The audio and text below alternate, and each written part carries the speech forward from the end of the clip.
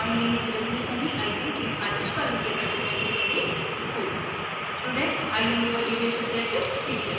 हम chapter 5 read कर रहे थे वाटर को पीने की जो जल है वो हमारे रहने के लिए जीवित रहने के लिए हमारी ज़रूरत है। जैसे फूड है वैसे ही हमें वाटर भी चाहिए। इसमें हमने आज जो हमारा टॉपिक है वो है डैम्स यानी बांध, रिजर्वेयर जलाशय और कैनल्स यानी नहर के बारे में रीड करेंगे कि कैसे बांधों में पानी है वो रखा जाता है। नेक्स्ट देखिए द वाटर साइकिल यानी जल का चक्र। वाटर साइकिल कैसे चलता है, कैसे जो जल है वो इवेपोरेट होकर यानी वाष्पित होकर ऊपर जाता है और वहाँ पे जो और अदर जो ड्रॉप है उसमें जुटती जाती हैं और क्लाउड्स बनते हैं। और क्लाउड्स है वो जब ठंडी हवाओं से जो ड्रॉप्स है वो मिलती हैं उसके बाद वो कंडेंसेशन होकर यानी या संघनन होकर वापस जल के रूप में यानी बारिश के रूप में वो नीचे आती है। तो ये वाटर साइकिल है जो निरंतर चलता रहता है। कैसे इवेपोरेट होता है, कैसे कंडेंसेशन होता है, तो हम अब डिटेल से इस चैप्टर की रीडिंग बुक में करेंगे। गुड मॉर्निंग स्टूडेंट्स, हम पेज नंबर 32 की रीडिंग करेंगे। सभी बच्चे पेज नंबर 32 निकालें। Dams, reservoirs and canals. Dam बांध, रिजर्वेयर्स जलाशय एंड कैनल्स नहरें। ये हमारा आज का टॉपिक है।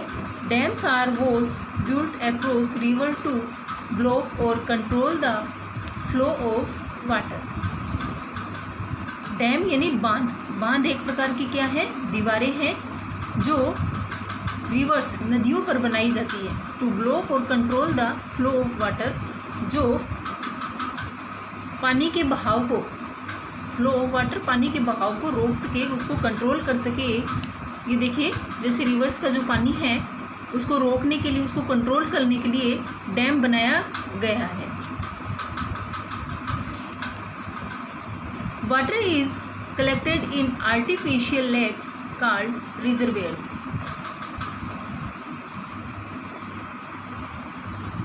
डैम यानी बांध। बांध में जो वाटर कलेक्टेड यानी इकट्ठा होता है उसको आर्टिफिशियल यानी कृत्रिम झील में पहुंचा दिया जाता है, जिसको क्या कहते हैं, रिजर्वेयर्स। रिजर्वेयर मीन्स जलाशय कहते हैं। यानी बांध में जो पानी होता है उसको इकट्ठा हो जाने के बाद उसको कृत्रिम झील, जिसको आर्टिफिशियल लेक कहते हैं, उसमें पहुंचा दिया जाता है। It is released when the level of water in the reverse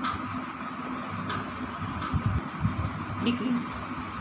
it is released यानी इसको छोड़ दिया जाता है। व्हेन द लेवल, जब पानी का level water in the reverse decrease, जब रिवर्स का जो लेवल है, जो उसका बहाव है वो कम हो जाता है, तो इसको छोड़ दिया जाता है। It is also used for various other things like generating electricity. इसका और भी कई प्रकार से इसका उपयोग किया जाता है, जैसे जनरेटिंग इलेक्ट्रिसिटी यानी इलेक्ट्रिसिटी बनाने में, बिजली बनाने में। Canals are dug as channels to send water from rivers और reservoirs to agricultural area for irrigation. Canals are dug as channels to send water from rivers और reservoirs to agricultural area for irrigation.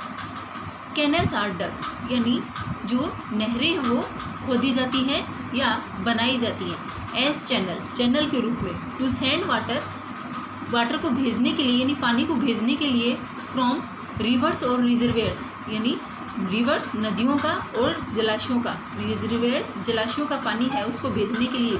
To agriculture area, agriculture means जो कृषि भूमि है, खेती के लिए जो उपयोग में भूमि ली जाती है, जो लैंड है उस पर, फॉर इरिगेशन यानी सिंचाई के लिए। तो वो पानी है वो उसको सिंचाई भूमि पर वहाँ तक पहुँचाया जाता है। It is not safe to drink water directly from natural sources.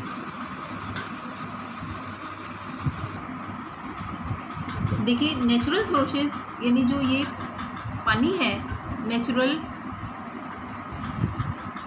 प्राकृतिक सोर्सेज स्रोत, तो जो नेचुरल यानी प्राकृतिक जो स्रोत हैं जिनसे हमें पानी मिलता है वो डायरेक्टली यानी सीधे रूप में हम इसका यूज़ है वो नहीं ले सकते हैं, क्योंकि ये सेफ़ नहीं होता है। ड्रिंक वाटर यानी पीने के लिए ये सुरक्षित नहीं होता है। तो स्टूडेंट्स देखिए कि इस टॉपिक में हमें क्या समझ में आया कि जो डैम है वो रिवर्स पे बना दिया जाता है ताकि जो रिवर्स का जो पानी है उसको इकट्ठा किया जा सके और इस इकट्ठे हुए पानी का हम यूज़ कर सकें।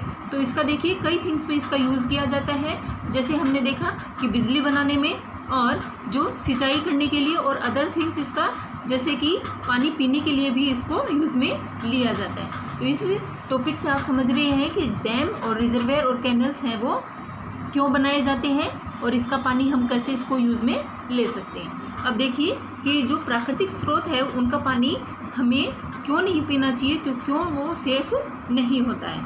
इसके पॉइंट्स देखिए। Rain water can not be consumed as it has many dissolve gas, dust particles and germs in it. देखिए जो बरसात का पानी जो होता है, रेन वाटर जो होता है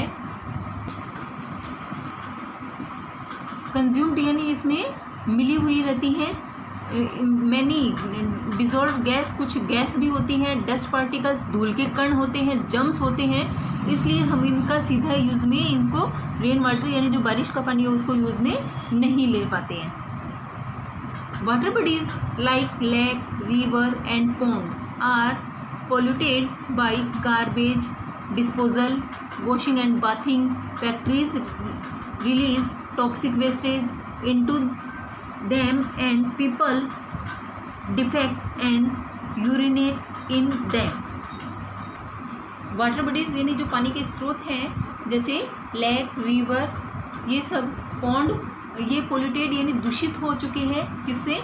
बाय गार्बेज यानी कचरा और जो डिस्पोजल हम लोग उसमें डाल देते हैं, वॉशिंग एंड बाथिंग नहा लेते हैं, कपड़े धोते हैं इनमें, और फैक्ट्रीज़ जो हैं उनसे रिलीज़ यानी जो निकलता है टॉक्सिक वेस्टेज यानी दूषित वेस्ट यानी जो फैक्ट्रियों से निकलता है इनटू डैम, वो हम क्या करते हैं इसमें छोड़ देते हैं। एंड पीपल, और लोग क्या करते हैं? Defecate and urinate in dam, और लोग हैं वो क्या करते हैं इसको इसी में क्या करते हैं मलमूत्र छोड़ देते हैं। तो जिसके कारण जो हमारे वाटर बॉडीज़ हैं, ये जो पानी के स्रोत हैं वो प्रदूषित होते जा रहे हैं, पोल्यूटेड होते जा रहे हैं। तो हमें इनको गंदा नहीं करना चाहिए।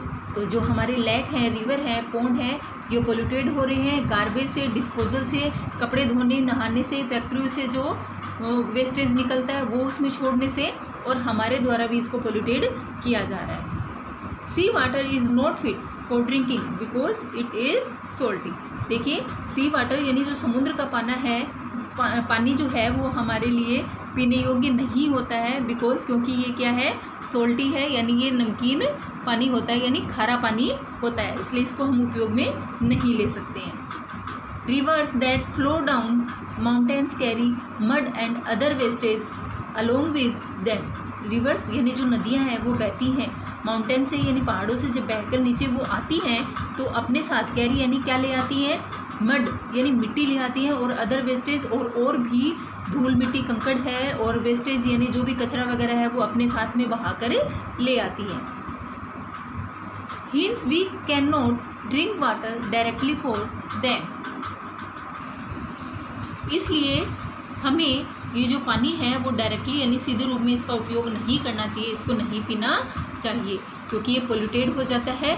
और इसके हमने कई रीज़न देखे हैं कि रेन वाटर कैसे प्रदूषित होता जा रहा है, और जो वाटर बॉडीज़ हैं, जो पानी के स्रोत हैं, वो भी दूषित होते जा रहे हैं। और सी वाटर यानी जो समुद्र का पानी है, वो पानी जो है वो भी सॉल्टी यानी नमकीन है, खारा है, जो हम पी नहीं सकते हैं। नेक्स्ट हमारा टॉपिक है the water cycle. Water cycle means जल का चक्र, जल चक्र। Before we learn about the water cycle, let's study the process of evaporation and condensation. तो वाटर साइकिल से पढ़ने से पहले हम स्टडी करेंगे प्रोसेस ऑफ इवोपरेशन की और कंडेंसेशन की। इवोपरेशन मीन्स भाप, जिसको वाष्पीकरण भी बोलते हैं, एंड कंडेंसेशन मीन्स संक्षेपण या संघनन भी इसको बोलते हैं। अब हमारा टॉपिक है evaporation. On a rainy day a few hours after the rain stop and the sun comes out, the puddles of water disappear. On a rainy day यानी एक बरसात का दिन था, एक बरसात का दिन है। ए फ्यू आवर्स यानी कुछ आवर्स यानी घंटे के बाद, आफ्टर द रेन स्टॉप जब बारिश रुक जाती है, and the sun come out और जब सूरज है वो बाहर निकल आता है, the puddles of water disappear. Puddles means जो पानी के जो गड्ढे होते हैं वो डिसअपियर यानी गायब हो जाते हैं। तो हमने बरसात के दिनों में जब देखा है कि बारिश होती है, बारिश के रुक जाने के बाद जब बारिश रुकती है उसके बाद जो गड्ढों में पानी भर जाता है, चारों तरफ पानी जो हो जाता है, वो जब सूरज निकलता है तो सूरज की गर्मी के कारण क्या होता है, वो पानी सूख जाता है, यानी जो पानी के जो गड्ढे भरे हुए हैं वो क्या हो जाते हैं, गायब हो जाते हैं। This happens due to the heat of the sun. ये किस कारण से हुआ था कि जो सूरज की जो गर्मी है, उनको जो धूप मिली है उसके कारण वो पानी के गड्ढे हैं वो सूख जाते हैं। On heating water change into water vapour and moves up. On heating यानी गर्मी के कारण, वाटर है वो चेंज हो जाता है, किसमें, वाटर वेपर यानी किसमें, भाप में चेंज होता है, एंड मूव्स अप और ये ऊपर उठ जाता है। This is called evaporation. इसी को क्या कहते हैं, इवोपरेशन कहते हैं, यानी इसको क्या कहते हैं, भाप या वाष्पीकरण। देखिए स्टूडेंट्स, इसमें क्या होता है कि जो पानी है जो गड्ढों में या जो रिवर्स है, लेक है, उनमें जो भी पानी जो भरा हुआ होता है वो क्या होता है कि वो सन की गर्मी से यानी उनकी हीट से, सन की हीट से क्या होता है, गर्म होता है, और गर्म होने के बाद में वो ऊपर उठकर कहाँ, ऊपर उड़ जाता है, बादलों में चला जाता है। इसी को कहते हैं evaporation. Some examples of evaporation in our daily life are given below. अब हम कुछ यहाँ एग्जाम्पल देखेंगे इवोपरेशन के यानी भाप के, वाष्पीकरण के, जो हम अपनी डेली लाइफ में देखते हैं। तो फर्स्ट पॉइंट देखिए, sweat from our body dries due to evaporation. देखिए स्वीट यानी पसीना, हमारी बॉडी से जो पसीना निकलता है वो भी देखिए कुछ समय बाद में क्या होता है, सूख जाता है। वो किस कारण से होता है, वो भी इवोपरेशन के कारण से ही होता है, क्योंकि सन की हीट से हमें जो पसीना आता है वो कुछ देर बाद में क्या होता है, वो सूख जाता है, यानी वो गायब हो जाता है, यानी वो भाप बनकर उठ जाता है। We clothes dry when we put them in the sun. देखिए जो हमारे गीले जो कपड़े होते हैं, जब हम उनको, देखिए इस पिक्चर के अकॉर्डिंग, जब हम उसको धूप में कपड़ों को सुखाते हैं तो कुछ देर बाद वो सन की हीट से क्या होते हैं, सूख जाते हैं, और जो इनमें जो पानी होता है वो क्या होता है, वो गर्म होके, सन की हीट से गर्म होके वो उड़ जाता है, यानी भाप बनकर वो उड़ जाता है, और हमारे कपड़े जो हैं वो सूख जाते हैं। Water evaporating from wet clothes, यानी जो गीले कपड़े हैं वो सन की गर्मी से क्या होते हैं, सूख जाते हैं, और जो इनमें पानी होता है वो भाप बनकर चेंज होकर चला जाता है। Next page number 33। Evaporation is faster when in is windy or sunny and the exposed surface area is more.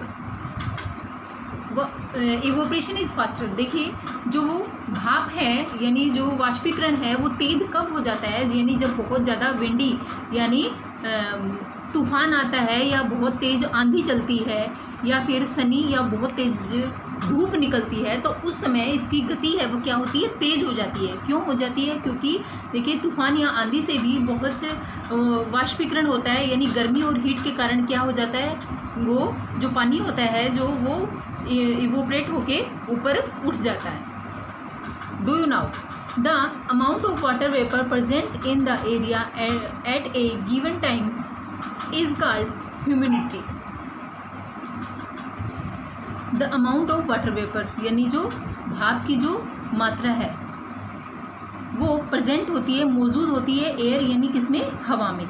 देखिए जो भाप है वो हवा में मौजूद होती है, वाष्पीकरण होता है। Given time is called humidity. इसको क्या कहते हैं, जब एयर में यानी जो वाटर है वो मौजूद रहता है उसको क्या कहते हैं, नमी कहते हैं। इट इज़ मोर यह बहुत ज़्यादा होती है इन रेनी सीजन, कब, बरसात के दिनों में। एंड मेक अस स्वीट, और हमें क्या आता है, बहुत पसीना आता है, यानी पसीना आता है, चिपचिपापन रहता है। यानी क्यों रहता है वो, क्योंकि उस समय नमी होती है मौसम में, हमारे जो पसीने हैं वो सूख नहीं पाते हैं, क्योंकि जो एयर में है वो वाटर मौजूद रहता है, यानी उसमें वाष्पीकरण होता है। इसके कारण रेनी सीजन में यानी बरसात के दिनों में नमी है वो बनी रहती है, और इसी कारण हमारे जो कपड़े हैं वो बरसात के दिनों में लेट से सूखते हैं। Salt is also extracted from sea water using the process of evaporation. देखिए, सॉल्ट मीन्स नमक है वो आल्सो एक्सट्रैक्टेड यानी किससे निकलता है, फ्रॉम सी वाटर, यानी जो समुद्र का जो पानी होता है उस पानी से क्या निकलता है, नमक निकलता है। यूजिंग द प्रोसेस, किसकी प्रोसेस से, इवोपरेशन की, यानी जो वाष्पीकरण की प्रोसेस होती है, वाष्पीकरण की प्रक्रिया है, उसी के द्वारा हम जो सी वाटर है यानी जो समुद्र का पानी है जो खारा है, उससे हमें क्या मिलता है, सॉल्ट मिलता है, यानी नमक मिलता है। Dykes are made on the shore to prevent sea water from flowing back into the sea. Dikes are made on the shore, यानी डाइक्स बने हुए होते हैं, मेड यानी बने हुए होते हैं, शोर यानी किनारे पर। तो किनारे पर डाइक्स बने हुए होते हैं टू प्रिवेंट, जो रोकते हैं, सी वाटर यानी समुद्र के पानी को, फ्रॉम फ्लोइंग बैक यानी दोबारा बह के जाने से, इनटू द सी यानी समुद्र में। तो ये देखिए, डाइक्स बने होते हैं समुद्र के किनारे, जो समुद्र का जो पानी होता है उसको रोकने के लिए, ताकि वो वापस बह के समुद्र में ना जा सके। देखिए, नमक बनाने के लिए ये है डाइक्स बनाए जाते हैं। These area with dykes are called salt pan. देखिए, जो एरिया जहाँ पे जो डाइक्स बनाए गए हैं, जो नमक जिसमें तैयार किया जाएगा उसको क्या कहते हैं, सॉल्ट पेन कहते हैं। The water in this pans, the water in this pan यानी इन पेन्स में जो पानी डाला जाता है, ग्रेजुअली इवोपरेट, वो क्या होता है, धीरे धीरे इवोपरेट होकर living a layer of salt behind, एक परत के रूप में इसके पीछे एक लेयर यानी परत, सॉल्ट की यानी नमक की जो एक परत है वो पीछे छोड़ता है। तो देखिए स्टूडेंट्स, इसमें जो डाइक्स बनाए गए हैं उनको क्या कहते हैं, सॉल्ट पेन कहते हैं, यानी जिनमें नमक तैयार होता है वो पेन्स होते हैं, ठीक है। और इसमें फिर धीरे धीरे इवोपरेट होता है यानी वाष्पित होता है, यानी ये गर्म होता है तो भाप बनकर पानी जो है वो ऊपर उठ जाता है, और नमक क्या होता है, वो एक लेयर के रूप में यानी परत के रूप में नीचे है वो जमा हो जाता है। दिस इज़ द सॉल्ट, वो क्या होता है, नमक होता है। वी ईट, जिसको हम खाते हैं। आफ्टर इट इज़ रिफाइंड, जब ये शुद्ध हो जाता है, इन फैक्ट्रीज़ में रिफाइंड होता है, उसके बाद में ये हम तक खाने के लिए पहुंचता है। तो देखिए, इस प्रोसेस के द्वारा हमने नमक है वो प्राप्त किया है, किससे, सी वाटर से यानी खारे पानी से। तो जो समुद्र का जो खारा पानी होता है उसको किसकी प्रोसेस से, इवोपरेशन यानी वाष्पीकरण की प्रोसेस से हमने उसको डाइक्स बनाए थे, और डाइक्स में जो पानी है उसको, समुद्र के किनारों पर जो पानी होता है उसको रोक लिया जाता है। इसको क्या कहते हैं, सॉल्ट पेन कहते हैं। उसमें पानी जमा हो जाता है और वाष्पित होकर यानी गर्म होकर जो समुद्र का जो पानी है वो भाप बनकर ऊपर उठ जाता है, और नमक है वो परत के रूप में नीचे रह जाता है। फिर इसी नमक को हम यूज़ में लेते हैं, फैक्ट्रीज़ में जाता है, शुद्ध होने के बाद हम इसको खाने के लिए काम में लेते हैं। तो ये तो था, इस प्रोसेस के दौरान हमने नमक है वो बनाया है। नेक्स्ट हमारा टॉपिक है कंडेंसेशन, संघनन।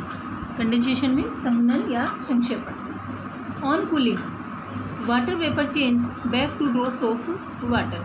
देखिए, जो वाटर वेपर यानी जो भाप होती है वो ठंडी होकर, ऑन कूलिंग यानी ठंडी होकर वापस चेंज हो जाती है, बैक टू ड्रॉप यानी किसमें, पानी की बूंदों में वापस है वो चेंज हो जाती है। This is called condensation. इसी को क्या कहते हैं, कंडेंसेशन कहते हैं, यानी संघनन कहते हैं। व्हेन वी बॉयल वाटर, देखिए यहाँ एक एग्जाम्पल दिया हुआ है आपको, उसके थ्रू हम इसको कंडेंसेशन को समझेंगे कि हम पानी को बॉईल करेंगे यानी गर्म करेंगे इन ए केटल में। वी कैन सी स्टीम, उसके बाद हम इसमें से क्या निकलते हुए देखेंगे, स्टीम निकलते हुए देखेंगे यानी भाप निकलते हुए देखेंगे, जिसको क्या कहते हैं, water vapour.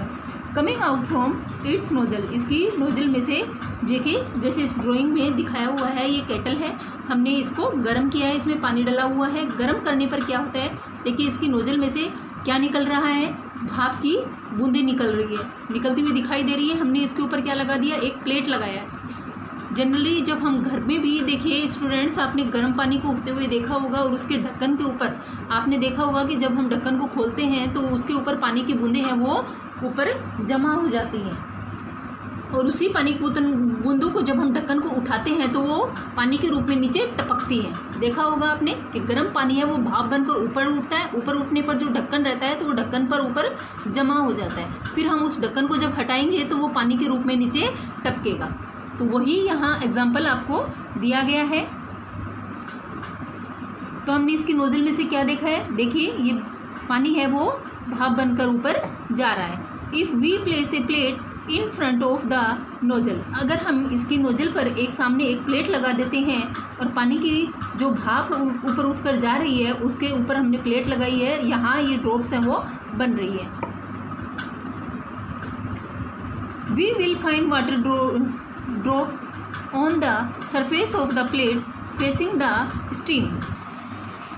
We will droplets, देखिए हमने इस प्लेट्स पर ये ड्रॉप्स जो हैं वो पानी के रूप में नीचे टपकते हुए हमने इस बीकर में इसको स्टोर कर लिया है। देखिए surface of the plate facing the of steam, ये स्टीम यानी इसकी जो भाप है उसी भाप से क्या बन रहा है, पानी बन रहा है। दिस इज़ कंडेंसेशन, इसी को क्या कहते हैं, कंडेंसेशन यानी संघनन कहते हैं। तो आपको आराम से समझ में आ गया होगा कि कंडेंसेशन क्या होता है, यानी पानी का गर्म होकर भाप के रूप में ऊपर उठना और उसका ठंडा होकर, यानी प्लेट है, प्लेट लगाने पर वो ठंडा होकर वापस किस में बदल रहा है, ड्रॉप्स में, यानी पानी की बूंदों में चेंज हो रहा है। Dew drops on leaves in winter is an example of condensation in our daily life.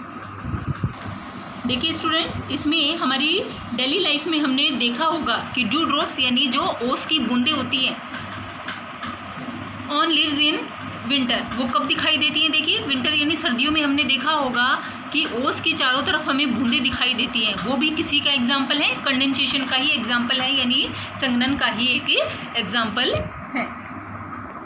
Water is circulate continuously in nature in the form of the water cycle. देखिए वाटर इज सर्कुलेटेड यानी जो पानी है वो निरंतर, continuously निरंतर है वो, सर्कुलेटेड यानी घूमता रहता है, इन नेचर अपनी प्रकृति में, किसके रूप में, वाटर साइकिल यानी जलचक्र के रूप में जो पानी है वो अपनी प्रकृति में वापस है वो घूमता रहता है। इसी को क्या कहते हैं, वाटर साइकिल कहते हैं। During this circulation it keep changing it's form.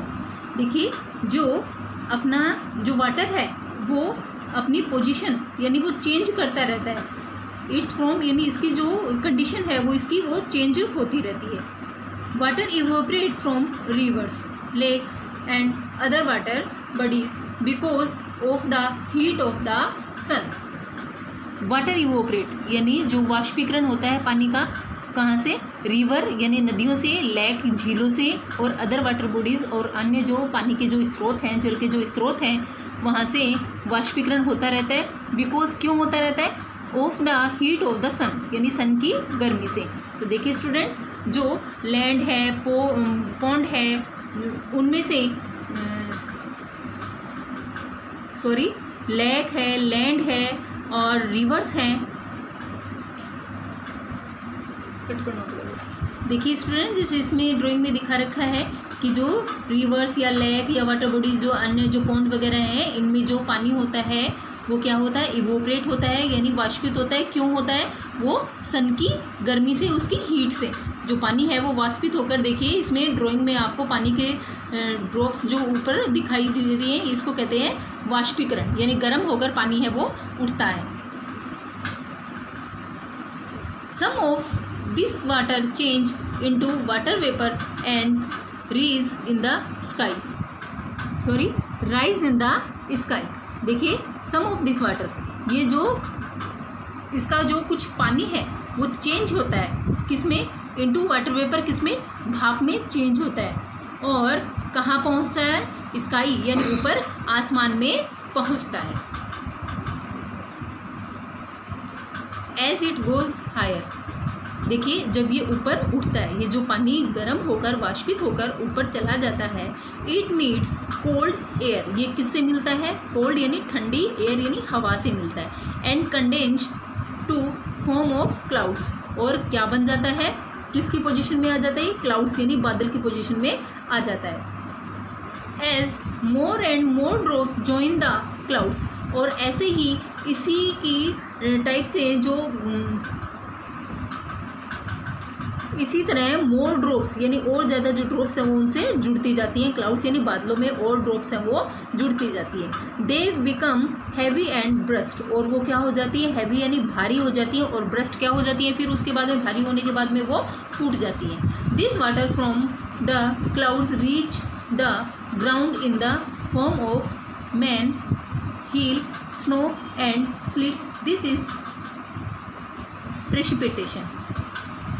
This water यानी यह है जो पानी है, फ्रॉम ऑफ द क्लाउड्स, और कहाँ पहुँचता है, क्लाउड्स में पहुँचता है, क्लाउड से रीच यानी पहुँचता है, द ग्राउंड कहाँ पहुँचता है, ग्राउंड में यानी ज़मीन पर आता है, इन द फॉर्म ऑफ, इसकी मेन फॉर्म क्या होती है, देखिए हेल, हेल मीन्स वर्षा, सॉरी हेल मीन्स ओले, स्नो मीन्स बर्फ, एंड स्लीट मीन्स ओलों के साथ वर्षा। दिस इज प्रिसिपिटेशन, इसी को क्या कहते हैं, प्रिसिपिटेशन यानी बारिश कहते हैं, वर्षा कहते हैं। तो देखिए इस वाटर साइकिल से हमने क्या समझा है कि जो पानी होता है वो चाहे लेक में हो या पॉन्ड में हो, वो पानी रिवर्स लेक पॉन्ड का जो पानी है वो गर्म होकर यानी वाष्पित होकर, ये जो पानी जो कलेक्ट हुआ है, जो इकट्ठा है, ये वाष्पित होकर इवोपरेशन होकर देखिए क्या होता है, ये भाप बनकर क्या होता है, ऊपर उठता है। किस कारण से उठता है, ये जो सन की हीट है उसकी गर्मी जो है उसके कारण वाष्पित होता है, और कहाँ पहुँचता है, ऊपर क्लाउड्स में पहुँचता है, और क्लाउड्स में वहाँ पे, और इनसे जो भाप है वो कहाँ पहुँचेगी, ऊपर पहुँचेगी, और ऊपर पहुँचकर जो ठंडी एयर है उससे, जो कोल्ड एयर है उससे ठंडी होकर, और इसमें और मोर ड्रॉप्स यानी बहुत सी बूंदें हैं वो भी इसमें जुड़ती जाती हैं, और भारी होकर क्या हो जाती हैं, ये ब्रस्ट यानी फूट जाती हैं। तो वे फिर किसके रूप में आ जाती हैं, बारिश के रूप में ये नीचे वापस आ जाती हैं। तो देखिए जल चक्र यानी वाटर साइकिल चलता रहता है कि इवोपरेशन होता है, इवोपरेशन से कंडेंसेशन होता है, और वापस जो पानी है वो इसी चक्र के रूप में घूमता रहता है। इसी को क्या कहते हैं, बारिश कहते हैं यानी वर्षा कहते हैं। Next page number 34।